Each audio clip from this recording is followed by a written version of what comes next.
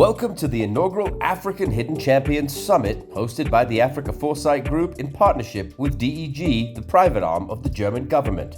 This exclusive event was held at the historic Falkenstein Grand Hotel in Frankfurt, Germany, and brought together top executives and founders from 15 of Africa's fastest growing companies, with combined revenues exceeding $2 billion and employing over 10,000 Africans. These companies are spearheading the growth of their local economies. The summit curated shared experiences amongst champions. Leading figures in the industry, including Roland Siller, CEO of DEG, Amadou Diallo, CEO for Middle East and Africa at DHL Global Forwarding, Moki Makura, founder of Africa No Filter, and Daphne Mashile Nkosi, founder and CEO of Caligari Maganise, were among the invitees. The theme of the summit was global expansion and partnership opportunities for growth outside of Africa. DEG is a 100% daughter of KfW Group.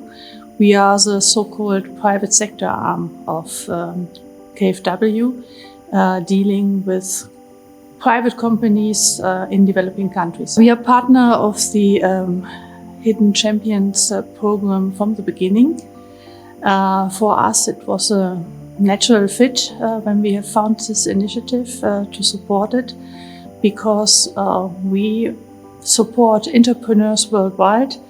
We come from a country, Germany, where medium-sized companies, so-called hidden champions here as well, play a very important role for the German economy. And so it was just natural to support hidden champions in Africa. The African Hidden Champions Summit brings together all the executives from the businesses that are part of this network. It's a bit of a secretive summit. It's really about creating an intimate atmosphere where these leaders can have open conversations, build friendships and business connections in order to build a stronger private sector for the African continent. Africa is not only poverty and catastrophes, but there's a lot of enthusiasm and professionalism and wonderful entrepreneurs, but it just is not known to the outside world. Exchange across divides of countries, of barriers, of different sectors within one region is very, very valuating and very strong. And looking forward, I would say, to have an interaction with market players here in Europe, be it from the investor space, the VC space, from really people who are not looking at Africa now as they will look in 5 or 10 years to accelerate this whole process. I think that's the debate we would like to see and have. We had a watershed moment, or many watershed moments over the last years that will have the look and the perspective on Africa in a very different way.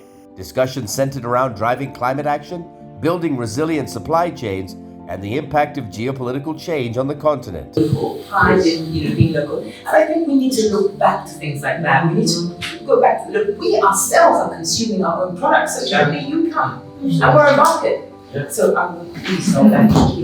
Washing of what's happening in reality. Africa has been some of the best performing regions, if not the best performing region. I think I heard that last night when I was in introductory comments. That's a fascinating statistic. The summit offered a unique opportunity for these companies to secure investment and partnerships from leading international stakeholders. And that's exactly why it becomes a market, because they have different needs. But also the circumstances around doing the business you're doing will be different. So the way you measure whether or not you could do business with an organization, is the CEO politically exposed? Who is on their board? Are they? Those things are not the metrics for Africa. And I really feel that when you judge Africa from a position where you've never really been there, never really probably spoken to people doing business there, it's very easy to walk away with a wrong impression because of the narrative, because of the things you see. Africa is often positioned as a continent, 55 different countries, that is broken. Africa's broken. That's one of the narratives we often see, that Africa's dependent and that we don't seem to lack the agency to create the change that we want to see. We know about Afrobeats, we know about, Nollywood, but there are no business stories. There's so much untapped storytelling that's just not being told. 35 underreported trends we put in our report, just to show, look, there are other things you can talk about. It just requires a little bit more effort. The Africa Foresight Group works with leading companies, investment funds, and development agencies across the continent to harness their resources for shared growth and poverty eradication. Twiga Foods is a technology-led B2B e-commerce platform. We basically aggregate demand from the fragmented trade in East Africa, and we supply with all the goods and produce that our customers, which are the small retail shops, need based on an app, on a platform that we have. Thinking about the opportunity from outside of Africa, investing in Africa, I think what you have to, there are a couple trends that I think really offer both opportunity and dynamism in that opportunity. So the demographic trend of the continent has huge potential because it's the fastest growing population and the youngest population. So there's huge productive possibility and huge energy that wants to go produce. There's a huge entrepreneurial zeitgeist, if we could call it that, in Africa. And so there's a huge energy to get behind in that sense.